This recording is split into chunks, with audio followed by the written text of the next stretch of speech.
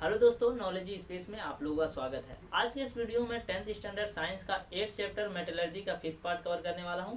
इसके प्रीवियस का वीडियो मैंने पहले यूट्यूब पर अपलोड कर दिया है। अगर आप लोगों ने अभी तक नहीं देखा है तो उसे जाकर देख लो, उसका लिंक मैं डिस्क्रिप्शन में ऐड कर देता हूँ।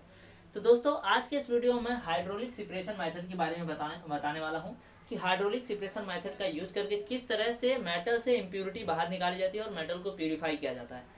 जैसे कि इसके पहले वीडियो में मैंने विलफिली टेबल मेथड को एक्सप्लेन किया था कि किस तरह से विलफिली टेबल मेथड के यूज से हम लोग और है अगर कोई, उसमें से मेटल कैसे साइड करते हैं और उसको प्योर बनाते हैं, मेटल को प्योर बनाते हैं। क्योंकि हमें मेटल को प्योर बनाना क्यों पड़ता है? क्योंकि अगर मेटल इम्प्योर है तो उसमें उस ऐसे कंडीशन में हम लोग उसको यूज नहीं कर सकते। क्यों नहीं यूज कर सकते?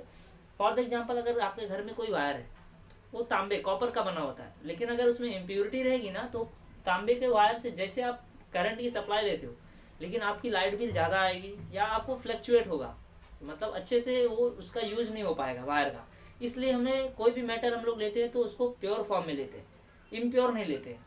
तो इसलिए हम लोग को किसी भी मेटल को प्योर करने की ज़रूरत होती है। तो आज हम लोग बात करने वाले हैं हाइड्रोलिक सेपरेशन मेथड का, कि इसके थ्रू, हाइड्रोलिक सेपरेशन मेथड के थ्रू हम लोग कैसे किसी भी मेटल को प्योर कर सकते हैं। तो इसके लिए सबसे पहले क्या होता है, एक टेपरिंग टैंक होता है।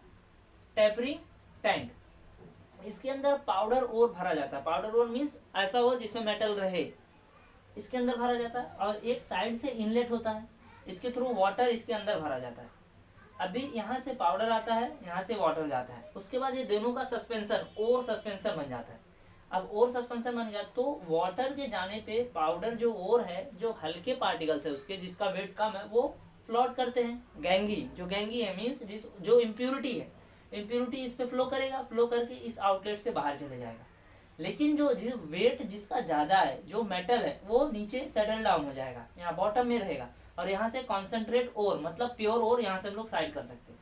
तो है ये आपको डायग्राम इसको अच्छे से समझा होगा। चलो हम लोग इसको देखते हैं। अगर आपको 5 नंबर के लिए क्वेश्चन आता है कि write down hydraulic separation method means principle of hydraulic separation method and construction, तो आपको डायग्राम बनाना पड़ेगा, प्लस ये अच्छे से लिखना पड़ेगा। तो हम लोग आज देखेंगे किस तरीके से इसको अच्छे से लिख सकते हैं। चलो स्टार्ट करते हैं। सबसे पहले हम लोग देखेंगे कि प्रिंसिपल क्या है। मीन्स हाइड्रोलिक सेपरेशन मेथड कौन से प्रिंसिपल पे वर्क करता है? तो it work on the principle of gravitation. अब आप बोलोगे सर ये ग्रेविटेशन इसमें कहाँ यूज हो रहा है? तो जो हैवी पार्टिकल है वो सेटल डाउन किसके वजह से हो रहे हैं? ग्रेविटी की वजह से। और जो हल्के पार्टिकल है वो ऊपर क्यों जा रहे हैं? क्योंकि इस पर ग्रेविटी कम लग रही है। तो इस तरीके से जो धूल मिट्टी रहता है वो बाहर निकल जाता है और हम लोग को मेटल प्योर फॉर्म में मिल जाता है। सेकंड पॉइंट क्या है? कंस्ट्रक्शन, मतलब ये कैसे बना हुआ है। तो इसमें क्या है, in this method there is tapering tank. ये टेपरिंग टैंक है। In this tank in upper side there is presence of outlet for removal of gangue. Presence of outlet, outlet है किस लिए? गैंगी को रिमूव करने के लिए। और आपको पता है गैंगी क्या है? इम्प्योरिटी, धूल मिट्टी सॉइल ये सब। उसके बाद हम lower side present inlet for water entry. Lower side में एक इनलेट रहता है। इनलेट मतलब जो किसी चीज को अंदर ले, तो वाटर इसके थ्रू जाता है, इनलेट के थ्रू। अब हम तो देखेंगे वर्किंग, मतलब अभी तो हम लोग देख लेंगे बना कैसे है, कौन से प्रिंसिपल पे वर्क करता है। अब इसकी वर्किंग देखते हैं कि किस तरीके से वर्क करता है। तो सबसे पहले वर्किंग के लिए हम लोग को क्या करना है? Flow, FLOWS, flows. F for flowing water, rapid water stream enter through the lower inlet. Rapid means fast, water का जो फ्लो होता है फास्ट तरीके से, तेजी से अंदर जाता है, ठीक। लोअर कलेक्शन, हैवी और पार्टिकल सेटल एंड और कलेक्टेड एट बॉटम। यहाँ से वाटर गया, यहाँ से पाउडर आता है, दोनों लिक्विड मिल गया और सस्पेंशन बना।